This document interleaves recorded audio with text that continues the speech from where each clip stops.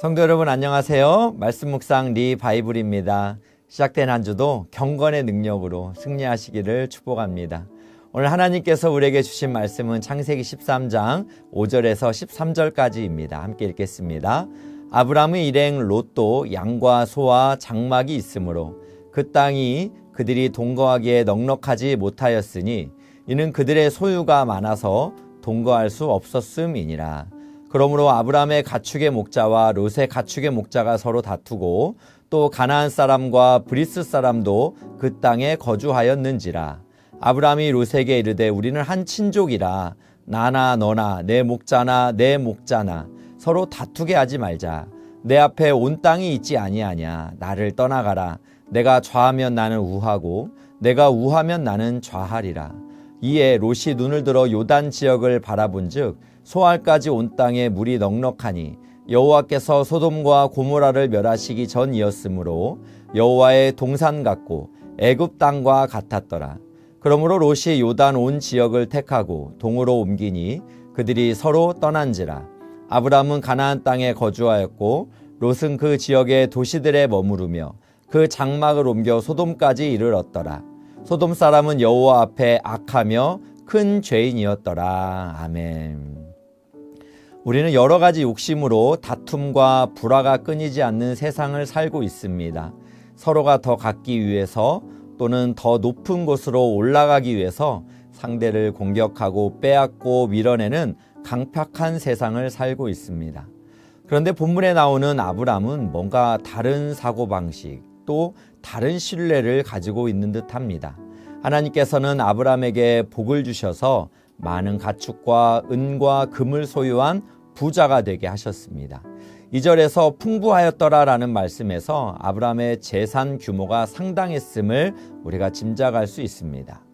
이는 아브람이 하란과 이집트를 지나는 동안 비록 부족한 모습도 있었지만 하나님께서는 은혜를 베풀어 주셨음을 짐작할 수 있습니다. 그런데 아브람은 같은 일행이었던 롯도 하나님의 큰 축복을 받아서 양과 소와 장막이 많아졌습니다. 그러다 보니 롯이 아브람과 함께 거하기가 어려웠습니다. 7절에서 아브람과 롯의 가축의 목자들이 서로 다투었다라고 설명을 합니다. 당시 기근의 여파로 물과 초장이 부족했기 때문에 또 베델에는 이미 가나안과 브리스 사람들이 거주하고 있었습니다. 이에 아브람은 가족 내에서 발생한 소유 분쟁을 지혜롭게 해결하고자 합니다.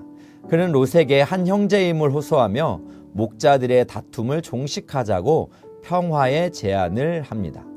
아브람의 제안은 내가 왼쪽이면 내가 오른쪽으로 가고 내가 오른쪽이면 내가 왼쪽으로 가겠다며 롯에게 실질적인 선택권을 먼저 주고 자신과 갈라서라고 권합니다.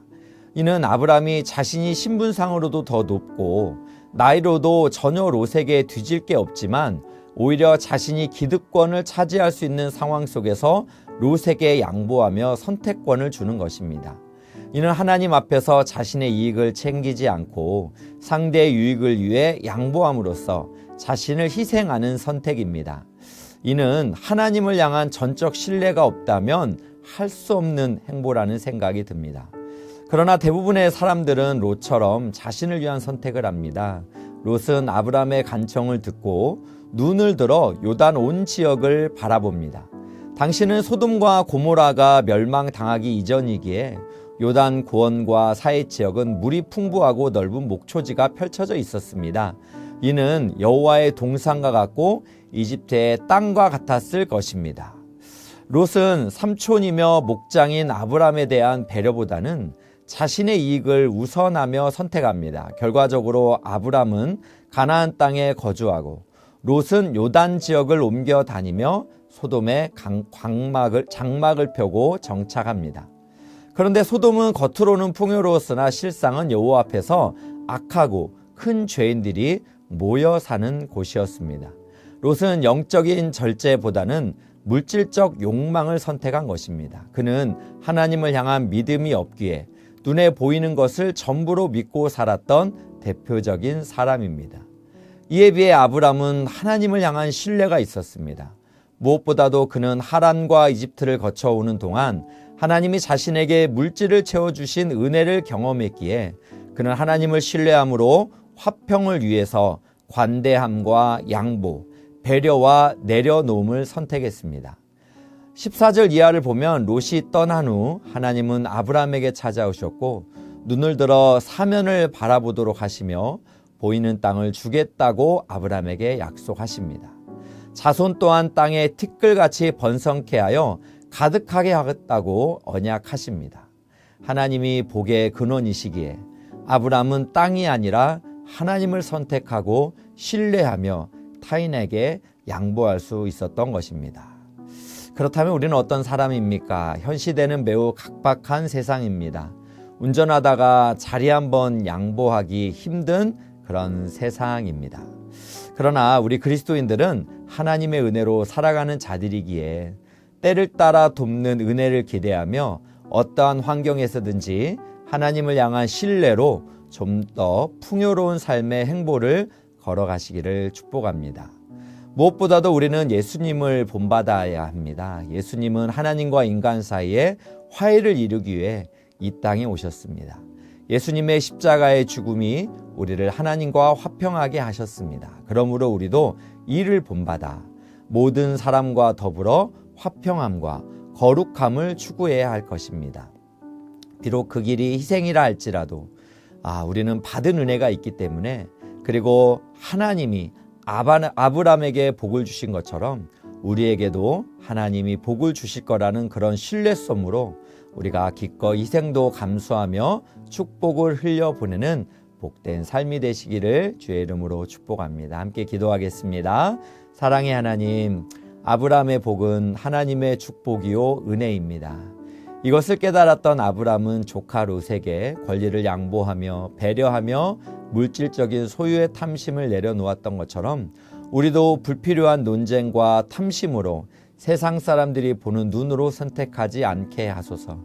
예수님이 우리의 죄를 위해 화평이 되시어 십자가에서 죽으신 희생을 기억하고 우리도 예수님을 소유한 자로서 영적인 하나님 나라와 백성으로 선택하며 섬기게 하옵소서. 우리를 통해 예수님의 이름이 높여지며 하나님의 축복이 흘러가게 하옵소서. 예수님의 이름으로 기도합니다. 아멘. 오늘 또 두 가지 기도 제목으로 기도하기 원합니다. 첫 번째는 아브라함처럼 우리는 하나님의 은혜로 살아가게 하시고 타인을 향해 관대함과 양보와 배려와 내려놓음의 섬김을 이어가게 하옵소서.